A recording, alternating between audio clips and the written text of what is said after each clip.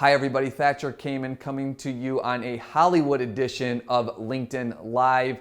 Today we are joined by actor, model, TED Talk speaker, and also the world's most famous Barack Obama impersonator, Reggie Brown. Reggie, thanks for your time this afternoon. Thatcher, thank you. It's great to be here on your show. That's great. Thank you very much, Reggie. Anytime. I love this virtual meeting. It's the first time I've done something like this. We're going to roll some video over this part of the conversation, but Reggie has been a Barack Obama impersonator for quite some time now. And Reggie, with this being obviously an election year, were you planning on more bookings just based upon the general interest in politics? Oh yeah. Last year was one of my slower years, and everyone kept saying, oh, next year, it's going to be an election year with all the talk and to see who Obama's going to back and all this. You're going to be so busy, and it was starting to gear up that way. And then this, quarantine hit, everything shut down, the meetings and conventions business, which is about 95% of my income, speaking for corporations. It kind of leveled me, but it's okay. I know it's only going to be temporary, and I don't know when everything is going to come back online for entertainers and speakers and things, but you just have to wait and see. Yeah. No, for sure, Reggie. And so many people are obviously in the same boat as you, whose businesses revolved around the trade show convention world. But looking at just your opportunities here, talk about some of the virtual or pre-taped opportunities that have come your way. Yeah, it's actually interesting how, just certain businesses morph and you have to move with the trends over time, and it's been pretty constant with my career of having to move with the different trends and things back to where, my first viral video kind of set me up online and started to help me build up my online audience. And now I'm finding myself in a place where, as an entertainer and speaker, you have to remain relevant and still offer your services. A lot of people are doing it for free. They're just doing like Instagram lives and things like that. I signed up with Cameo a couple months back, and I've been getting booked through that to do custom videos for people. A lot of them have been actually healthcare companies where, some employee just wants to inspire and entertain their workers. And, they're the one I'm going to record after we're done here today. It's this guy out in on the East Coast, and he's taking his tax return check, and he is just keeps plugging it back in, and he's like, I just want to inspire my workers. They're out here on the front lines doing everything. So, Cameo is one of the ways I've been able to still generate some sort of income. I've actually started working with another company doing Bitcoin and working on projects with them, and just doing everything digitally now. And we've kind of seen that trend for a while, that everything's kind of moving into the digital age, but now we're seeing it more than ever. And I think you have to constantly in business learn how to stay relevant during the changing times. And this is a challenge to everybody. And so, Reggie, when you're talking with your friends that are in the entertainment world, whether it be on the production side behind the camera or the talent in front of the camera, what have they been saying out in the LA area? Well, Hollywood is in a new phase now also, and it's pretty cool actually, the way that they're transitioning in one aspect. So, for most people who don't know, when you go out for a commercial or just a regular audition, there are thousands of headshots submitted. Then they choose who they want to see through the headshots. Then you come in for an audition, and they call you back for a callback if they're interested. Then, they keep narrowing it down. Then you get put on a veil, you get pinned, and then you actually book it. So out of thousands and thousands of submissions, you have to go through this whole process. And typically, you have to go into these different casting agencies and casting offices all over Hollywood or Chicago, wherever you're at. But now, during this time, they're going completely virtual, which is great for us because you can self-tape, is what they call it, from home. So you set up your little lighting, sound, camera, whatever, and you're able to audition from home. And the best thing about that is, sometimes when you're going in to meet with these casting agents, the nerves kick in, and you're running lines in the car and you're all nervous beforehand. You go in there and you could botch it, and you only get one shot, typically, maybe two if they're cool, you have a relationship, maybe three, but typically you get one shot. When you're doing this from home, you can have as many shots as you want and submit your best take. So that's great for all the actors and entertainers out there. And they're also allowing certain people, especially if you're a couple and you're quarantined with, the person you're in a relationship with, they're casting for couples at home. They're asking for screenshots of your home and to check out the different settings and sets. So they're offering for like certain commercials and things for you to actually shoot from home now, which is like the first time I think that's ever been done. So we're seeing these different opportunities and just almost different, like totally different workflows. yeah, it's crazy. And we've been seeing it. I don't watch the Tonight Show, but I've seen clips of like, these guys recording from home, like Jimmy Fallon. Bill Maher is a friend of mine, and last week on his episode, he recorded from his house in his backyard and all that. So we're starting to see this new trend in home entertainment and home production, and it is valuable for us because for the first time in my career and in my life, I found myself with basically no work. I mean, cameos are trickling in and whatever, but I know it's not just me. It's basically the country and the world. And so, Reggie, I have to ask you, it's a little bit NSFL, not safe for LinkedIn, but you had the recent cameo, obviously as Barack Obama in a hip-hop music video that's received almost, I checked on late last week, it had around 10 or 11 million views already. Yeah. Can you give us a brief overview of that experience? Sure. So maybe a month and a half ago, I don't even know, I'm losing track of time, but I was just returning from a trip to St. Thomas where we were doing a fundraiser for the high school. And for those of you that don't know, St. Thomas was hit hard, I think by 2 hurricanes, and they still haven't rebuilt in years. And so they need a lot of help and assistance. And I was out there, I came back at like midnight one night and I got an email saying like, we want you to be in this rap video for this artist, Blueface, featuring DaBaby. I hadn't heard of either of these artists, and I had a crown scheduled at my dentist the next day, so I turned it down. And, something in my stomach was just saying like, maybe you should do this. So I went on and like Googled them, like, who are these guys? And I recognized, Blueface's song Tatiana, which I've heard on the radio, but typically don't listen to music like that. And he had almost 1 billion views. So for people watching, there are 2 artists who basically had top 40 radio singles across the country. Oh yeah.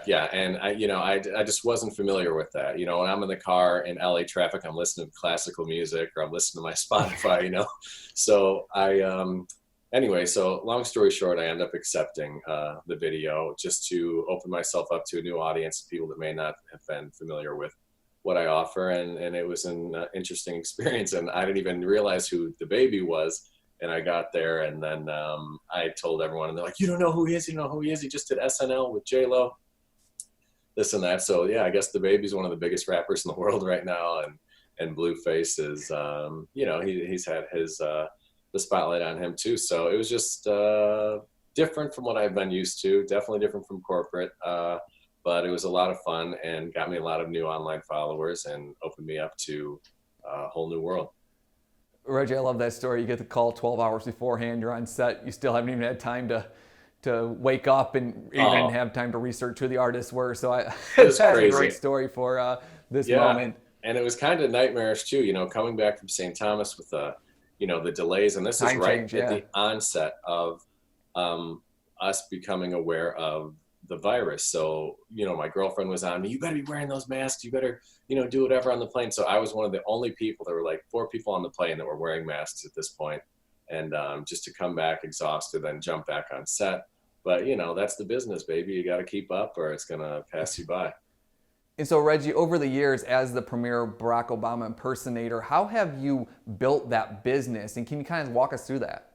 Sure. Well, being from Chicago, people started telling me I look like Barack 20 years ago almost, and at that point, most people, including myself, didn't know who he was. So I really didn't think that much into it.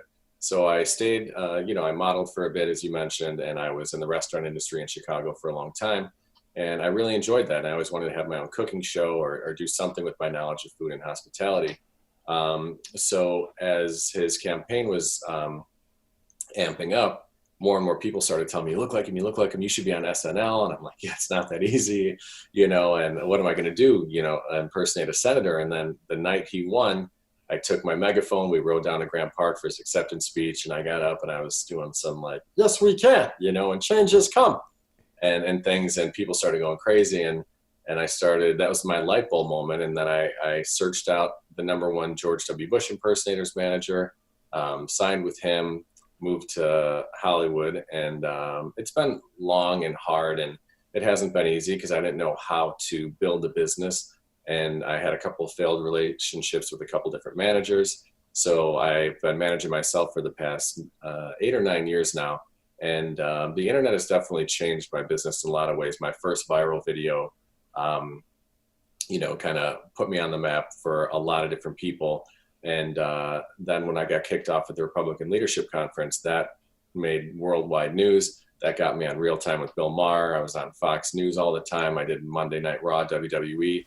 And that really started getting the major influx of inquiries and corporate speaking engagements and things. So I basically designed a 30-minute comedy performance for corporate entertainment. So I basically am introduced by the CEO.